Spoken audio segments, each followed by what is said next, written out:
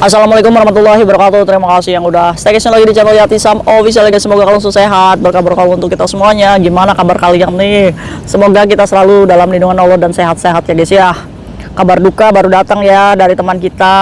Ada yang laporan nih kayak di Sam, ada teman kita yang meninggal dari rumah sakit Caiwan. Dia terkena kanker serviks dan sekarang jenazahnya lagi diurus.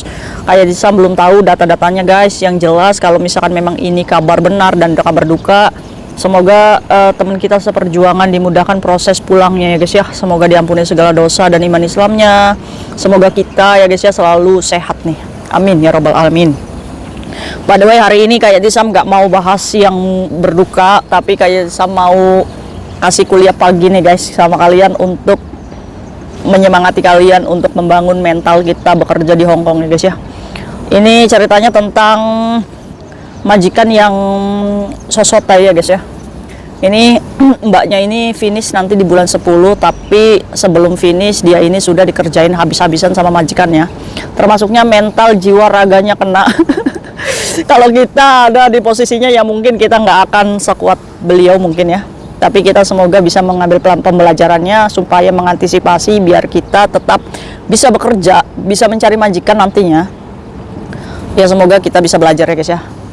Yuk, buat kalian yang baru bergabung di channel Yati Sam, Kak Sam ucapin selamat datang ya guys ya. Terima kasih banyak atas support kalian. Sarange. Aduh. Oke guys, pekerja migran ini punya teman guys. Nah dia ini cerita sama temannya, yang cerita sama Kak Sam ini temannya. Cerita sama Kak Sam sambil emosional menggebu-gebu merasakan kepedihan temannya yang berjuang bekerja di majikan tersebut ya guys ya. Ya saya juga nggak menyalahkan ya guys ya, karena kita berteman itu kan pasti memiliki hati nurani gitu ya guys ya, kalau kita benar-benar berteman gitu ya guys ya. Termasuknya Mbak Dila ini berteman dengan Mbak Sari ya guys ya. Ini yang dizolimi namanya Mbak Sari aja deh guys. Nah Mbak Dila ini yang cerita sama Kak Sam. Kak Sam dengerin cerita saya dong, gimana nih harus teman saya ini menghadapi, teman saya ini udah nggak ngerti, dimanfaatkan, dizolimi, diambil gajinya juga, dimarah-marahin Kak di depan umum, di depan pasar. Saya sebagai teman baiknya ngerasa aduh sakit hati Kak, kok saya yang sakit hati. Oke guys, Mbak Sari ini kerja di majikan ini udah berganti-ganti majikan sebelumnya. Dia Mbak Sari juga dulu juga backgroundnya dia pernah memberikan surat notis dan pernah melakukan notis pulang dulu ke Indonesia terus balik lagi ke sini. Dia juga pernah ditinggal majikannya meninggal dunia sehingga dia difinishkan dan akhirnya dia bertemu dengan majikan yang sosote ini. Dia jaga anak umur 6 tahun guys.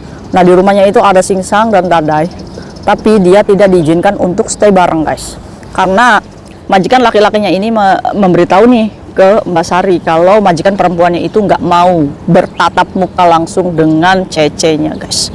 Loh kalau kayak gitu kenapa harus ngambil cece ya guys ya.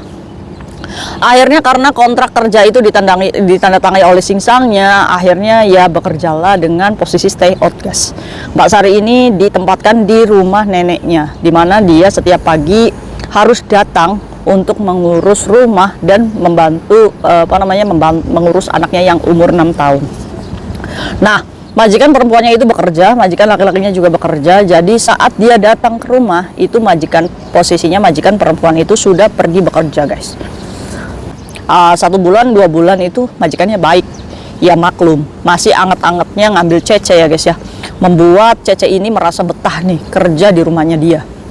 Akhirnya 3 bulan 4 bulan 5 bulan kesekian bulannya sudah menunjukkan kesosoteannya ya guys ya. Sebenarnya permasalahan problemnya ini ada di majikan perempuannya yang menganggap jijik cecenya itu. Setiap apa yang dilakukan itu ngerasa jijik, jorok cecenya itu. Dan kemarin-kemarin itu kan masih COVID ya guys ya, dimana dia ini pas papasan langsung nih sama majikan perempuannya. Pada hujan ya guys ya, hujan, dia bawa payung terus di stop di depan pintu rumahnya untuk cepat pergi ke kamar mandi dan ganti pakaian. Padahal Mbak Sari ini ngerasa kalau saya ini baru mandi dari rumah neneknya, karena memang diwajibkan untuk mandi dulu guys. Akhirnya udah pokoknya pandangannya jijik banget. Bawa makanan dari luar nggak boleh, dikasih makan cuma sayap 2 gelintir aja guys. Aduh, udah kelaparan ini Mbak Sari ini, udah kayak tengkorak hidup. Ya, karena gitu guys, beli makanan dari luar pakai uang sendiri aja nggak boleh guys, nggak boleh bawa barang apapun masuk ke rumah majikannya. Akhirnya ya curi-curi waktu Mbak Sari ini kadang beli McD kalau pulang kerja ya guys ya, untuk mengganjal perutnya karena menjaga sikap ke majikannya tersebut. Udah dibaikin kayak gitu aja masih dizolimi guys. Contoh, dia pergi sama majikan perempuan dan majikan laki-lakinya pergi ke pasar untuk membantu membawa barang belanjaan guys, dimana Mbak Sari ini ada sesuatu yang membuat majikan perempuannya ini marah. Nggak tahu ya kenapa ya, kesalahan apa yang dibuat sehingga dia ini dibentak-bentak di pasar, suruh minta maaf guys. Kamu minta maaf cepat sekarang, nggak peduli tuh itu tempat umum atau apa ya, karena ini udah pasti nih gangguan sih sini majikannya, benar-benar punya gangguan mental. Akhirnya di situ majikan laki-lakinya nggak bisa ngomong apa-apa ya, karena satu itu lobonya ya guys ya, itu majikan perempuannya, satu juga cecenya juga perempuan ya guys ya, jadi diam aja di situ kayak suami-suami takut istri. Padahal ya guys ya, kalau udah ngelihat istrinya salah kayak gitu ya harusnya dilerai ya guys ya, daripada kita menimbulkan keributan di publik gitu guys.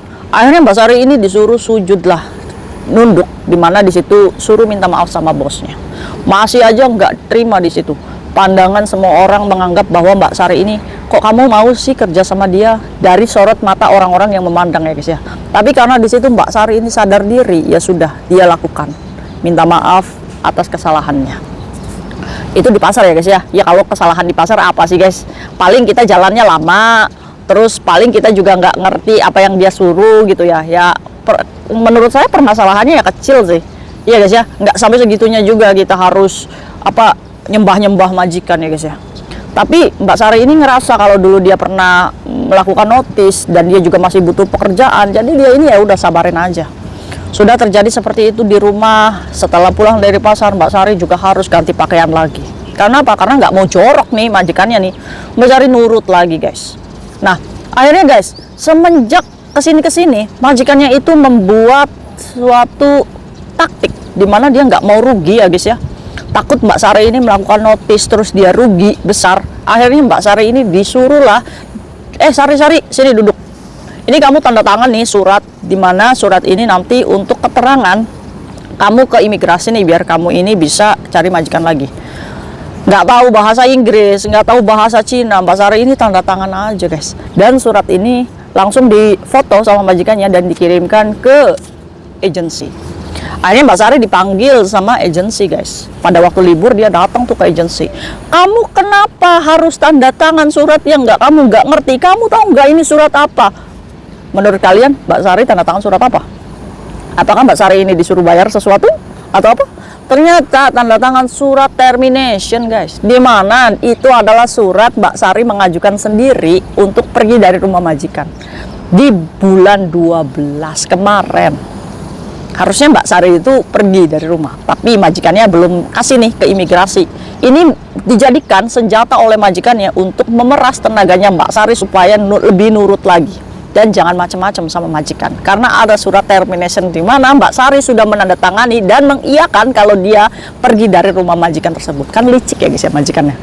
Akhirnya dia ini ngomong sama agensi, tapi saya masih pengen kerja. Ya udah kamu minta maaf aja sama majikanmu. Akhirnya yang dilakukan agensi untuk meminta maaf ke majikan dilakukan sama Mbak Sari. Kasihan ya Mbak Sari ya, udah sabar banget Mbak nasibmu. Aduh, coba aja itu majikannya kayak Tisam, diapain guys? Aduh, akhirnya Mbak Sari datanglah tuh ke rumah majikannya. Dia ngomong, saya masih pengen kerja, tolong jangan usir saya, biarkan saya sampai finish kontrak. Akhirnya dari situ majikan ini dalam hati ketawa guys. Hahaha, saya sudah tahu nih kelemahan kamu. Iya kan, iya majikan kalau dibaikin kayak gitu guys. Pengen digerus aja, kasih terasi, kasih ya jadi sambal itu majikan. Nggak boleh. Ayo kita profesional lagi guys, kita lanjutin lagi ceritanya. Akhirnya Mbak Sari ini diberikan kesempatan majikannya, oke, saya akan pertahankan kamu, tapi tolong kamu kerjanya ditingkatkan lagi. Sudah begitu guys, udah disabarin sama Mbak Sari. Sebenarnya nggak ada kekerasan fisik, nggak ada apa, cuma mentalnya yang dimainkan sama majikannya ini. Udah kayak 2 tahun kah, kayak lama banget. Ini bulan 10 masih lama ya guys ya, termasuknya ini bulan berapa sih? Ini bulan 5 ya guys ya, mau masuk bulan 5 ya, sekitar 5 bulan lagi. Tapi majikan sudah pegang surat termination yang ditandatangani oleh Mbak Sari nih ya. Oke guys, setelah itu apa yang dilakukan? Malah makin menjadi-jadi, di mana Mbak Sari setiap teleponnya nggak diangkat, telat 1 menit aja dipotong $50 guys gajinya. Sampai di bulan ini pun katanya itu potongannya dia itu sudah mencapai $500. Ini harus kita belajar dari sini ya guys ya. Bagaimana kalau misalkan majikan semena-mena memotong gaji kita, apakah boleh atas kesalahan kita? Nanti kita bahas ya guys ya. Nah, sudah 2 bulan ini gajinya Mbak Sari ini ada aja potongannya guys. Ya lumayan ya, majikan ini mengambil kesempatan dari Mbak Sari. Udah nggak kasih makan dengan baik, kita itu juga dipotong-potong gajinya $50. Kok lumayanan sih? Ini majikan bener-bener patut diduga nggak punya uang ini. Iya kan? Kalau nggak punya uang ya nggak usah macam-macam lah. Udah balikin aja cecenya. Atau anaknya juga udah gede kan, udah 6 tahun kan, udah bisa jaga sendiri kan. Kenapa harus mempermainkan manusia seperti kayak gini ya? Sebenarnya kayak Isa marah ya, tapi nggak boleh marah ya guys ya. Istighfar, astagfirullahaladzim. Oke, kita bahas yuk. Ini buat kalian ya, banyak pelajarannya dari kasus ini. Yang pertama, apakah kita harus takut kalau kita di-interminate sama majikan karena dulu kita pernah dulu kita pernah melakukan notice yang kayak Yatisa ngomong, kalau misalkan kalian memang sudah tidak nyaman dan sudah banyak kecacatan yang dialami oleh majikan, kumpulkan bukti di mana satu gajinya Mbak Sari itu kan dipotong. Kamu ngomong sama majikan, oke nggak apa-apa saya bayar potongan saya, tapi tolong saya minta nota atau keterangan di mana saya sudah membayar tentang kesalahan saya. Contoh bulan ini Mbak Sari dipotong $350 sampai $400. Itu untuk apa? Harus dicatat guys. Kalau majikan males nyatat, kita yang catat. Kita telat ngangkat telepon majikan 1 menit, denda $50. Nah dari surat itu majikan boleh mengambil uang kita asalkan majikan mau tanda tangan. Kita juga harus pintar. Jangan hanya karena $400 buat majikan itu murah, itu besar buat kita guys. Kita itu satu UMR di Indonesia itu guys, hampir 1.600.000 kita dipotong sama majikan, terus kita diem-diem ikhlas-ikhlas baik. Ya nggak boleh kayak gitu. Kamu harus memperjuangkan hak kamu ya guys ya. Jadi kamu minta tanda tangan majikan. Majikan mau tanda tangan nggak? Kalau mau tanda tangan boleh, silakan ambil uang saya. Itu karena apa? Karena dari surat itu kamu bisa mengajukan banding ke imigrasi kalau nanti kamu di-interminate ya guys ya, untuk bisa mencari majikan lagi. Nah, apakah boleh majikan itu mengambil lebih dari misalkan $400? Nggak boleh ya guys ya. Seberapa berat pun kita merusak barang majikan, majikan hanya boleh mengambil maksimal $300 aja dari gaji. Contoh, kita pecahin pot yang harganya $2.000. Majikan boleh nggak ngambil denda ke kita $2.000? Nggak boleh ya guys ya. Majikan boleh mengambil kita maksimal $300 aja. Ya, silakan ambil $300. Ya mungkin buruknya kita akan di-interminate. Ya tapi ya nggak apa-apa. Nggak apa-apa guys. Jangan pernah takut di-interminate ya guys ya. Karena apa? Karena visa kalian akan tetap turun. Hanya kamu itu hanya on proses aja. Maksudnya sabar untuk menunggu visa barunya lagi ya guys ya. Itu ya guys ya, untuk kalian hati-hati. Nah, kalau misalkan kasusnya kayak Mbak Sari yang udah 2 bulan dipotong lagi, nih mulai bulan ini nih Mbak Sari, kalau kamu gajian, kamu dipotong, mulailah minta receipt, mulailah minta bukti, di mana kamu juga harus memperjuangkan pekerjaan baru kamu di mata imigrasi. Kalau majikan kamu mengatakan ke imigrasi membuat catatan buruk, cece saya itu sering loh ngerusakin barang saya, tetap kita punya bukti untuk menaikkan banding. Saya udah bayar kok, nih. Masa saya masih disalahkan aja? Dan ingat, kalau sudah seperti itu, kita tidak bisa menyimpan bukti sendiri, di mana Mbak Sari ini kan punya Mbak Dila tuh teman. Jadi cepet-cepet tuh, kalau sudah memiliki bukti, kirim, simpan di Mbak Dila. Titip ya bukti saya untuk imigrasi.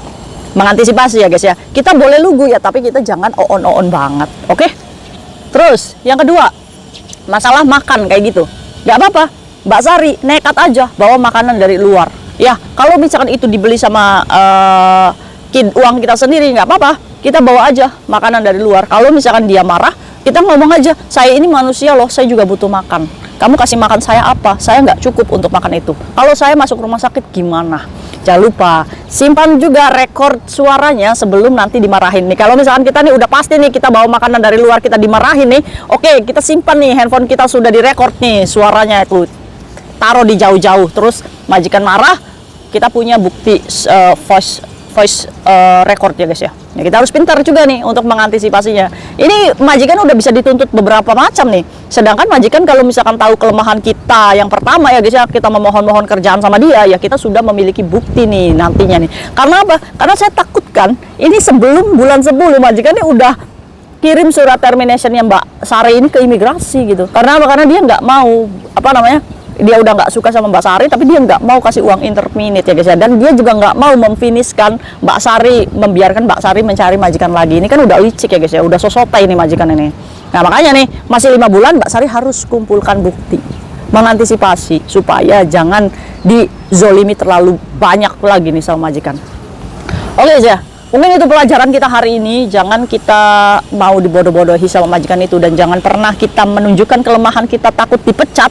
Apapun keputusannya, kalaupun harus di-termination, kamu masih tetap bisa mendapatkan majikan ya guys ya. Kamu jangan pernah takut. Berani, mulai sekarang harus berani.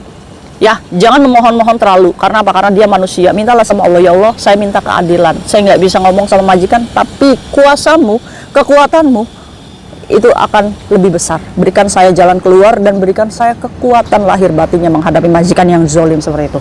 Semoga kasus seperti Mbak Sari-Sari ini di luar sana menjadikan kita lebih bersyukur. Kalau misalkan kita masih mending majikan saya, gitu ya, membuat kalian itu motivasi semangat untuk bertahan. Mbak Sari aja dizolimi kayak gitu aja masih bertahan loh guys, masih mampu gitu, berharap untuk finish kontrak gitu. Nah untuk kalian yang mungkin saat ini dizolimi sama majikan, ya udah sabar ya guys ya. Sabar, indah pada waktunya, insya Allah. Mungkin itu aja guys sharing kayak Yatisam hari ini. Hati-hati buat kalian,